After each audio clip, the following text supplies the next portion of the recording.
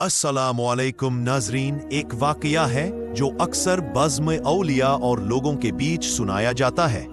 ये वाकया हजरत शेख अब्दुल कादिर जिलानी रहमतुल्लाह अलैह से मुतल्लिक है।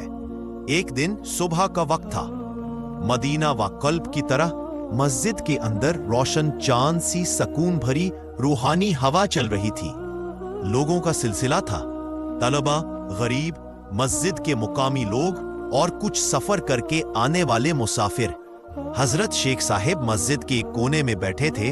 उनकी सूरत पाक, चेहरा सख्त लेकिन मेहरबान, और उनकी नजर में एक वाइस सा सुकून नजर आ रहा था। उनकी बातों में हिकमत थी जो सीधी लोगों के दिल तक उतर आती थी। उस दिन एक औरत आई, सादी लिबास, आंखों में आंसू, लेकिन लहजा पुर उम्मीद।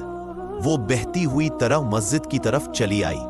लोग पीछे हो गए और इज्जत से उसे आगे जाने दिया गया।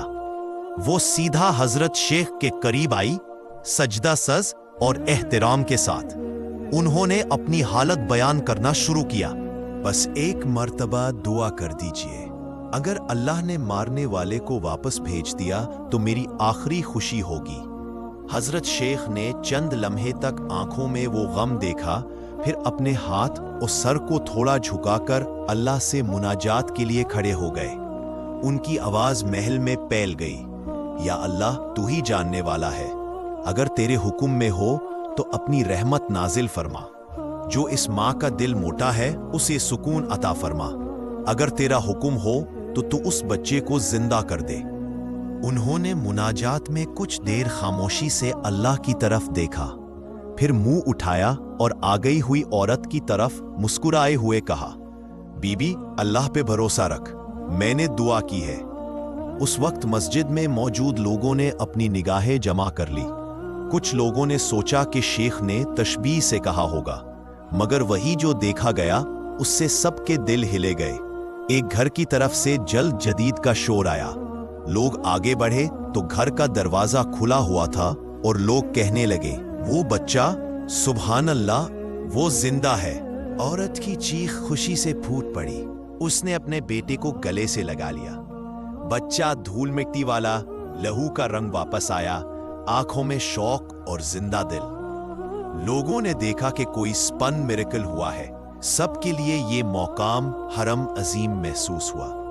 औरत रोती हुई शुक्र अदा करते हुए बोली, मैं अपने रब की और उसके वली की शान को सलामती से देख रही हूं। जिस चीज के लिए वो हाथ उठाते हैं अल्लाह उसकी लाज रख लेता है। हजरत शेख ने शुक्र अदा किया और सबको समझाया, याद रखो, असली कुदरत सिर्फ अल्लाह की है।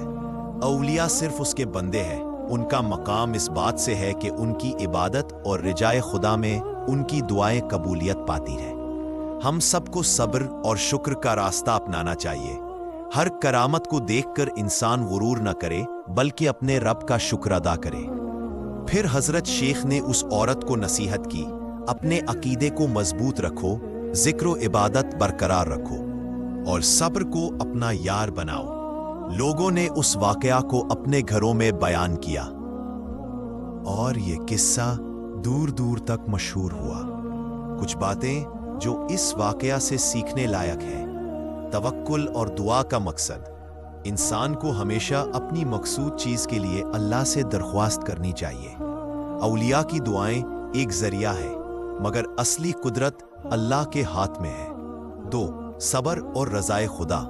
हर इम्तिहान में सब्र और अल्लाह की रजा कबूल करना ईमान का हिस्सा है। 3. शुक्र और इनकिसार। अगर कोई करामत नाजिल हो तो इंसान को तकब्बुर नहीं करना चाहिए। शुक्र और नज़ाकत से काम लेना चाहिए। 4. ईमान की कुव्वत। एक माँ का यकीन और एतबार एक अहम किरदार था। उसने हिम्मत ना हारी और अपने वाली पर भरोसा रखा।